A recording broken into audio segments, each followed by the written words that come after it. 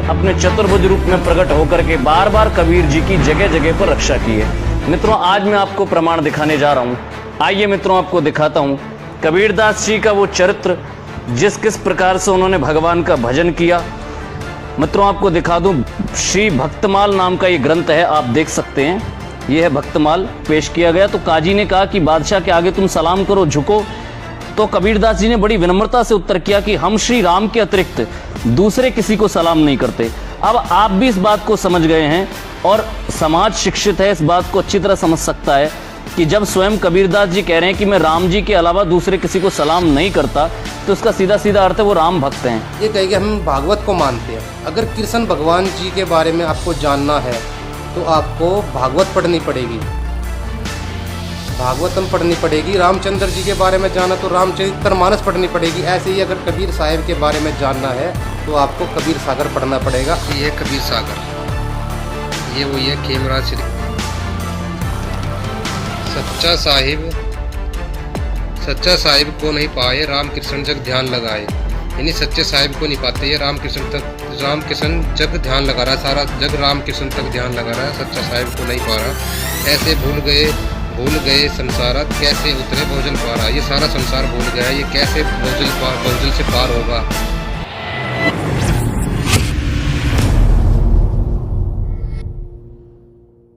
की है। मित्रों, आज मैं आपको प्रमाण दिखाने जा रहा हूं। आइए मित्रों, आपको दिखाता हूं कबीरदास जी का वो चरित्र, जिस किस प्रकार से उन्होंने भगवान का भजन किया। मित्रों, आपको दिखा दूं, श्री भक्तमाल नाम का ये ग्रंथ है, आप देख सकते हैं, ये है भक्तमाल। प्रियादास जी भक्तिरस सबोधनी हिंदी व्याख्या सहित श्री नाभाजी महाराज के द्वारा ये रचित है। और इसमें भी मित्रों बादशाह सलामत हैं, इन्हें सलाम करो। अब मित्रों आप पढ़ करके देखिए, जब ये बात काजी ने कही कबीरदास जी के, ये बादशाह सलामत हैं, तुम इन्हें सलाम करो, तो इन्होंने उत्तर दिया कि हम श्री राम के अतिरिक्त दूसरे किसी को सलाम करना जानते ही नहीं हैं। मित्रों, आप ये साफ साफ पढ़ सकते हैं, ये उस समय की कहानी है, उस समय का चरित्र है, जब लोधी के सामने शिकायत करने के बाद में कबीरदास जी को पेश किया गया। तो काजी ने कहा कि बादशाह के आगे तुम सलाम करो, झुको। तो कबीरदास जी ने बड़ी विनम्रता से उत्तर किया कि हम श्री राम के अतिरिक्त दूसरे किसी को सलाम नहीं करते। अब आप भी इस बात को समझ गए हैं और समाज शिक्षित है, इस बात को अच्छी तरह समझ सकता है कि जब स्वयं कबीरदास जी कह रहे हैं कि मैं राम जी के अलावा दूसरे किसी को सलाम नहीं करता, तो उसका सीधा सीधा अर्थ है वो राम भक्त हैं। और ये को अब ये भाई जो रेफरेंस दे रहे हैं नाभाजी महाराज जी का, नाभाजी महाराज जी जो है उन्होंने जैसा लोगों से सुना वैसे उन्होंने अपने विचार उसमें लिख दिए भक्तमाल ग्रंथ में, लेकिन उसके अंदर जो लिखा हुआ वो सब अज्ञान है, सुनी सुनाई बातें हैं। अगर ये कहेंगे हम भागवत को मानते हैं। अगर कृष्ण भगवान जी के बारे में आपको जानना है तो आपको भागवत पढ़नी पड़ेगी, भागवतम पढ़नी पड़ेगी। रामचंद्र जी के बारे में जाना तो रामचरितमानस पढ़नी पड़ेगी। ऐसे ही अगर कबीर साहिब के बारे में जानना है तो आपको कबीर सागर पढ़ना पड़ेगा। हम कबीर परमेश्वर जो थे वो कौन से राम के भगत थे, हम आपको कबीर सागर से प्रमाणित करते हैं। देखिएगा कबीर सागर में कि कबीर जी कौन से राम की भक्ति करी थी। कबीर जी जो थे आदि राम आदि नारायण के बारे में उन्होंने जिक्र किया है। ये देखिए ये कबीर सागर, ये वही है खेमराज श्री कृष्णदास प्रकाशन मुंबई। ये हम यहाँ पर आगे सके, ये है श्री बोध सागर ज्ञान बोध सागर कबीर वचन। ये सब कबीर परमेश्वर कहते आ रहे हैं। ये देखिए यहाँ पर ये सब कबीर साहब कहते आ रहे हैं। सच्चा साहिब को नहीं पाए राम कृष्ण जग ध्यान लगाए। यानी सच्चे साहिब को नहीं पाते, ये राम कृष्ण जग ध्यान लगा रहा है, सारा जग राम कृष्ण तक ध्यान लगा रहा है, सच्चा साहिब को नहीं पा रहा। ऐसे भूल गए संसार कैसे उतरे भोजल पारा। ये सारा संसार भूल गया, ये कैसे भोजल से पार होगा, यानी मोक्ष कैसे प्राप्त करेगा। आगे परमात्मा कहते, कबीर साहब ही कहते आ रहे हैं। ये देखिए वेद पुराण यह करे पुकारा, सभी से एक पुरुष न्यारा, यानी सभी से एक परमात्मा न्यारा है। ये सब वेद पुराण कह रही है। ताही न यज्ञ जग जाने भाई, तीन देव में ध्यान लगाई। ये तीन देव ब्रह्मा विष्णु शिव जी तक ध्यान लगा रहे हैं, ये संसार के लोग नहीं जानते। और तीन देव की कर है भक्ति, जिनकी कबू ना होए मुक्ति। इन ब्राह्मणों की ये जो कथावाचक है, ये तीन देव यानी ब्रह्मा विष्णु शिव जी तक ही ध्यान लगा रहे हैं, इनकी कभी ना होए मुक्ति। जो तीन देव की कर है भक्ति, उनकी कभी ना होए मुक्ति। आगे कबीर परमेश्वर क्या कह रहे हैं, ये देखिए। ये राम राम सब जगत बखाने, आदि राम कोई बिरला जाने। ये नाम नहीं, राम है। अब कैसा राम कबीर ने जाना, आइए देखते हैं कैसा राम कबीर ने जाना। ऐसा राम कबीर ने जाना, धर्मदास सुनियो दे काना। कि कैसा राम कबीर ने जाना, धर्मदास सुनियो दे काना। सुन के परे पुरुष का धामा, यानी सुन के परे पुरुष का धाम है एक। ता है शब्द, ता साहिब है आदि नामा, वहां पर एक आदि नामा यानी सबसे पहले वाला भगवान है। ताही धाम सब जीवों का दाता, उस धाम में सब जीवों का दाता यानी सबका, सब जीवों को उत्पन्न करने वाला दाता है। मैं सबसो कहता निज बाता, मैं सबसे कह रहा हूं ये बातें। कहत अगोचर सबके पारा, आदि अनादि पुरुष है न्यारा। कि एक आदि अनादि सबसे पहले वाला एक परमात्मा सबसे न्यारा है, सबसे के आदि ब्रह्म एक पुरुष अकेला, यानी वो आदि ब्रह्म सबसे पहले वाला ब्रह्म, वो पुरुष अकेला। ताके संग नहीं कोई चेला, उसके संग कोई चेला नहीं है। ताही न जग यह, ताही न जाने यह संसारा, बिना नाम है जम के चारा। यानी उसको यह संसार नहीं जानता, बिना नाम के सब काल के जाल, काल का चारा यानी काल का आहार है। सच्चा साहिब भजो रे भाई, यही जग से तुम कहो चिताई। यानी सच्चा साहिब भजो भाई, यही जग से तुम कहो चिताई, यानी सब जग वालों को सबको बता दो धर्मदास सच्चा साहिब भजो। आगे देखो कबीर साहब क्या बता रहे हैं, यही वही चल रहा है, बोध सागर ही चल रहा है। यहाँ पे कहते हैं सत साहिब है सबसे न्यारा, ताही जपे होवे भव सागर, भव सागर से पारा यानी भव पारा, यानी भव सागर से पारा। जो सत साहिब को जपेगा वो सबसे न्यारा भगवान है। सत साहिब उसको जो जपेगा वो ही मुक्ति पाएगा, वो सबसे न्यारा है।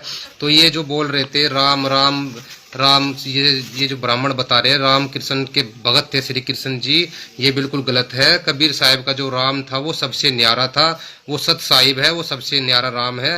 वो रामचंद्र जी नहीं है जो त्रेता युग में आए थे। कबीर जी का राम कहने का तात्पर्य ये था कि राम की भक्ति करो। राम का मतलब है कि जैसे हम सत साहिब बोलते हैं, हम कबीर परमेश्वर की भक्ति करते हैं, सत साहिब बोलते हैं, तो हमें कोई अनुपदेशी यानी जगत के लोग मिलते हैं तो हम उनसे कहते हैं राम राम चाचा जी, राम राम ताऊ जी। तो राम राम का मतलब हमारा उद्देश्य है, वो भी बोलते हैं राम राम, तो उनका राम वे जाने, वो रामचंद्र जी। लेकिन हमारा जो राम है, हमारा राम कहने का तात्पर्य है जो हमारा राम है वो कबीर राम, सतपुरुष, सत साहेब, वो आदि नाम हमारा उसकी तरफ संकेत होता है। तो मैं इनसे पूछना चाहता हूँ, कबीर साहब तो सतयुग में भी आए थे, कबीर साहब सतयुग में सतसुकृत नाम से आए थे, त्रेता में मुनिंदर नाम से आए थे, द्वापर युग में करुणा नाम से आए थे, कलयुग में कबीर नाम से आए थे। तो कबीर परमेश्वर तो सतयुग में भी आए थे, कबीर सागर में प्रमाण है। तो मैं जानना चाहता हूँ कि सतयुग में जब कबीर परमेश्वर आए तो उन्होंने वहां पे कुछ टाइम में कौन सी राम की भक्ति करने के लिए बोला है? आप कहते हो रामचंद्र जी तो 10 में हुई है, तो सतयुग में कौन सा राम था, आप बताइए मुझे। कबीरदास जी का रचित है, उसमें दिखाता हूं। भगवान का कबीरदास जी को दर्शन देना। श्री कबीरदास जी को मोहित करने के लिए स्वर्ग लोक से एक अप्सरा सुंदर वेशभूषा बना करके आई, लेकिन उनके हृदय में दृढ़ भक्ति भाव को देख करके वापस चली गई, क्योंकि उसकी लाग लगी नहीं। तो बाद में क्या हुआ देखिए, श्री कबीरदास जी के सम्मुख आकर के भगवान ने अपना चतुर्भुज रूप प्रकट किया। ये चतुर्भुज रूप कौन सा है? भगवान का ये नारायण रूप ही चतुर्भुज रूप है, और उसी नारायण रूप से ब्रह्मा विष्णु और महेश प्रकट होते हैं।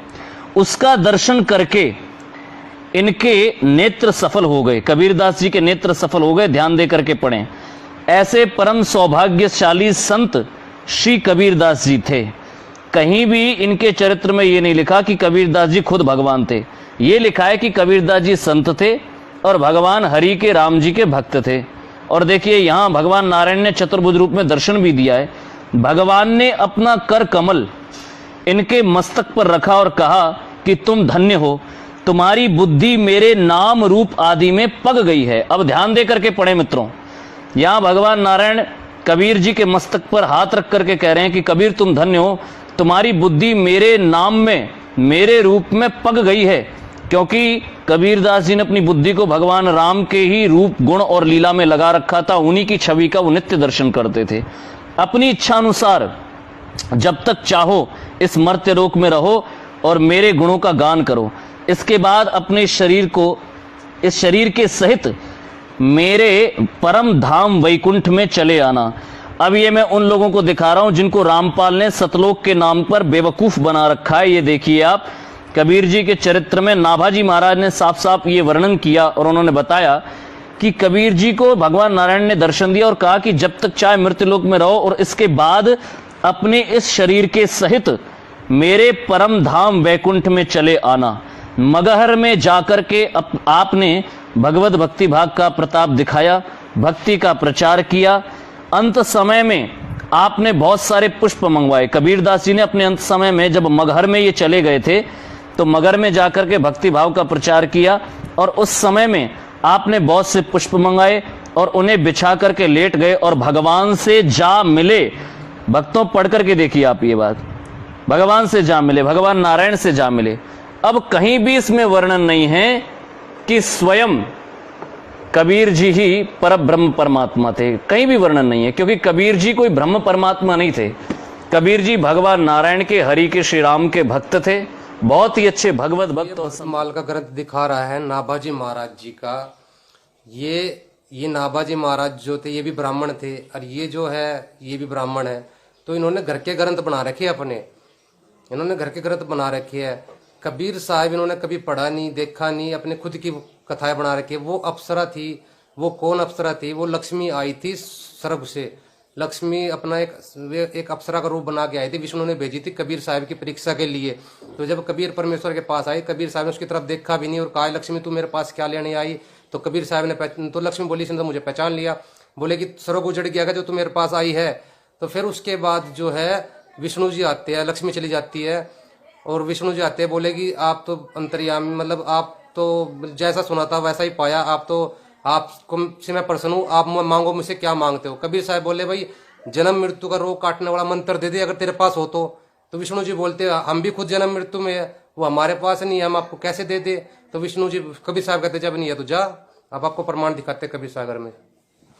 ये देखिए वही कबीर सागर खेमराज कृष्णदास वाला, इसके यहाँ पे आ जाते हैं हम। ये है बोध सागर कबीर चरित्र बोध। ये नकली कबीर चरित्र पढ़ा रहा था, हम पढ़ाते आपको असली कबीर चरित्र कबीर सागर से। ये देखिए श्री लक्ष्मी जी का कबीर साहब को लुभाने आना। विष्णु ने लक्ष्मी जी से कहा कि ये तीन लोक में तो कोई ऐसा कोई नहीं है जो तुम्हारे नयन बाण द्वारा आहत ना हुआ हो और तुम्हारी मोहिनी मूर्ति और तुम्हारी कटास द्वारा आत्म विस्मृति न कर गया हो। पर जब कबीर साहब पर अपना जादू डालोगी तब मैं तुम्हारे मन मोहन मंत्र की प्रशंसा करूंगा। तुम काशी जी को जाओ और कबीर साहब को लुभाओ। तब लक्ष्मी जी रूप बदलकर काशी में कबीर साहब के पास अत्यंत हाव भाव के साथ आई और कबीर साहब के सामने खड़ी होकर कहने लगी, हे महाराज, आप मुझको अपने घर में रखो, मैं आपके साथ निवास किया करना चाहती हूँ। तब कबीर साहब ने उसकी ओर दृष्टिपात भी नहीं किया, मतलब देखा भी नहीं। यहाँ पे देखिए ये वाला पेज संख्या है। और कहा कि हे लक्ष्मी, तू मेरे समीप क्यों आई है? क्या स्वर्ग लोक उजड़ा पड़ा है जो तू मेरे पास आई है? मुझे तेरी कामना नहीं है, तू यहाँ से शीघ्र चली जा। तब लक्ष्मी निराश होकर बैकुंठ को पलट गई। फिर विष्णु आए और कहने लगे कि कबीर साहब, आप जो कुछ मांगो राजकाज धन संपत्ति सो मैं तुमको दूं। तब कबीर साहब ने कहा कि इन सब वस्तुओं की तो मुझको कामना नहीं है। यदि तुम्हारे पास वह नाम हो कि जिससे आवागमन मिट जावे तो वह मुझको दो। विष्णु ने कहा कि यह तो मेरे अधिकार से बाहर है और धन्य कबीर कहते हुए बैकुंठ को पलट गए। कबीर साहब जो है बैकुंठ लोक को चले गए विष्णु जी के पास। इन्होंने ये झूठ बोलने का ठेका ठा रखा है और घर के ये ग्रंथ बना रखे हैं। भक्तमाल का ग्रंथ इन्होंने लोगों से सुनाई बात इसके अंदर डाल रखी है और वो सुना रहे हैं। हम आपको दिखाते हैं कबीर परमेश्वर जो है सतलोक को गए थे कबीर सागर से। ये देखिए वो कबीर सागर, खेमराज श्री कृष्ण दास प्रसाद, वही कबीर सागर है। इसके हम यहाँ पे आते हैं बोध सागर, इतना पेज है। ये कवित्र चरित्र बोध, ये पेज नंबर है। ये देखिए कबीर साहिब के अंतर ध्यान होने का वृत्तांत। जब काशी के मनुष्यों ने कबीर साहिब की अनेक लीलाएं देख ली और जान लिया कि यह तो स्वयं परमेश्वर है और न किसी के मारने से मरते हैं, न काटने से कटते हैं, और न डूबने से डूबते हैं, और न जलाने से जलते हैं, और न कोई हथियार आपके ऊपर फलित होता है, और न ही मनुष्य और पशु और देवता आदि आपकी किसी प्रकार की मतलब आपको किसी प्रकार की क्षति पहुंचा सकता है। तब उन लोगों ने आपसे पूछा कि आपकी मृत्यु कैसे होगी, क्यों मृत्यु क्यों कर होगी, यानी कैसे होगी। उस समय आपने कहा कि मैं मगर देश में जाकर छिप जाऊंगा। यहाँ पर जो है ऐसे ही फिर यहाँ पे आते हैं कबीर साहब चलने का शब्द ये यहाँ पे आ गया। हम इसके पेज नंबर इस पे यहाँ पे कबीर साहब ने चलाने का शब्द पढ़ा और चादर तानकर लेट गए और अपने मुंह पर कपड़ा लपेट लिया और लोगों से कहा कि अब इस कोठरी का ताला बंद कर दो। लोगों ने वैसा ही किया। जब ताला बंद किया तब ऐसा शब्द हुआ कि जिसको सुनकर उपस्थित मनुष्य के चित्त पर बड़ा प्रभाव पड़ा और जय जयकार हुआ कि सतगुरु सतलोक को सिधार गए। यानी सतगुरु कबीर साहब कहाँ गए? सतलोक को गए। ये नगा वैकुंठ को चले गए। इन्होंने घर के ग्रंथ बना रखे हैं अपने। जब उस कोठरी का ताला खोला तब केवल दो चादर मिले और कुछ कमल के पुष्प मिले। इनमें से एक चादर और एक आधे फूल राजा वीर सिंह ने लिए और दूसरी चादर और कमल के फूल नवाब बिजली खान ने लिया। कबीर साहब का सब कहीं दिखाई नहीं दिया। राजा ने चादर तथा पुष्प लेकर सतगुरु की समाधि काशी में बनाई और बिजली खान ने समाधि काशी में बनाई और बिजली खान ने समाधि मगर में बनाई। जैसे भाई साहब कह रहे हैं कि कबीर साहब ने कभी खुद को परमात्मा नहीं कहा। कबीर साहब तो राम के भगत थे। तो हम इनसे कहना चाहते हैं कबीर साहब पूर्ण परमात्मा थे। कबीर साहब ने कबीर सागर में भी लिखा हुआ, कबीर साहब ने अनेकों जगह खुद को परमात्मा कहा है। जैसे गंगाधर ही शक्तिमान था, ऐसे ही कबीर साहब ही पूर्ण ब्रह्म परमात्मा थे। वे डबल रोल कर रहे थे। देखिए ये वही कबीर सागर है, बोध सागर। इसके बोध सागर वही कवित्र चरित्र बोध। ये पेज संख्या है। ये सिकंदर लोधी ने जब कबीर परमेश्वर को बुलाया था, काजी मुल्लाओं पंडितों ने जब कबीर साहब की शिकायत की थी, तो उस समय की बात है ये। सिकंदर लोधी बादशाह ने कबीर साहब से पूछा, सा सिकंदर बोलता है, कह कबीर तू कौन? गरीबदास गुजरे नहीं, कैसे बैठा मौन, क्यों चुपचाप क्यों बैठा है? गाय को जीवित करने के लिए बोला था, अगर तू भगवान तो गाय को जीवित कर। तो कबीर साहब खड़े ने क्या कहा, हम ही अलग अल्लाह है, कुतुब गोश और पीर, गरीबदास खालिक है, ये मालिक नहीं खालिक धनी, हमरो नाम कबीर। मैं कबीर सर्वज्ञ हूँ सकल हमारी जात, गरीबदास पिंड प्राण में युगन युगन संग साथ। सा सिकंदर देख कर बहुत भय मस्कीन, गरीबदास गति शेर की थर की दोनों दीन। कबीर परमेश्वर आगे ये कहते, देखिए यहाँ पे आगे है, यहाँ पर कबीर साहब ने कहा था कि मैं समस्त सृष्टि का रचता हूँ। तब बादशाह ने गाय मंगवाई और सामने हलाल करवाकर कबीर साहब से कहा कि यदि आप परमेश्वर हो तो इस गाय को जीवित करो। कबीर साहब ने बादशाह से कहा, क्या ईश्वर की परीक्षा इसी से होती है? तो फिर कबीर परमेश्वर ने इतना कहकर चुटकी तारी थाप दे, गऊ जीवाई बेग, गरीबदास दुहन लगे, दूध भरी है देग। यानी कि कबीर साहब ने गाय को जीवित कर दिया और दूध की बाल्टी भर दी। जब शाह ने गाय को हलाल करवाया, कबीर साहब ने कहा कि इस गाय को जीवित करो। कबीर साहब से कहा कि इस गाय को जीवित करो। तब कबीर साहब ने उस गाय को थापी दिया और चुटकी मारी। उसी समय वह गाय उठ खड़ी हुई और उसका सारा घाव व दर्द मिट गया। तुरंत स्तन दूध से भर गया, उससे दूध से बर्तन भर गए। ये तो आगे कबीर साहब ही परमेश्वर थे जिन्होंने मरी हुई गाय को भी जीवित किया। आगे बढ़, हमने आपको प्रमाण दिखाया कबीर साहब ही खुद पूर्ण परमात्मा है। कबीर सागर में दिखाया प्रमाण। कबीर जी खुद कह रहे हैं कि मैं ही अलग अल्लाह हूँ, यानी मैं ही परमात्मा हूँ। और कबीर सागर के अंदर ऐसे अनेकों प्रमाण है जिसमें कि कबीर साहब ने खुद को ही परमात्मा बताया है। अब हम आपको सारे प्रमाण नहीं दिखा सकते क्योंकि वीडियो हमारी ज़्यादा लंबी हो जाएगी। हम आपको कुछ मुख्य प्रमाण ही दिखा रहे हैं।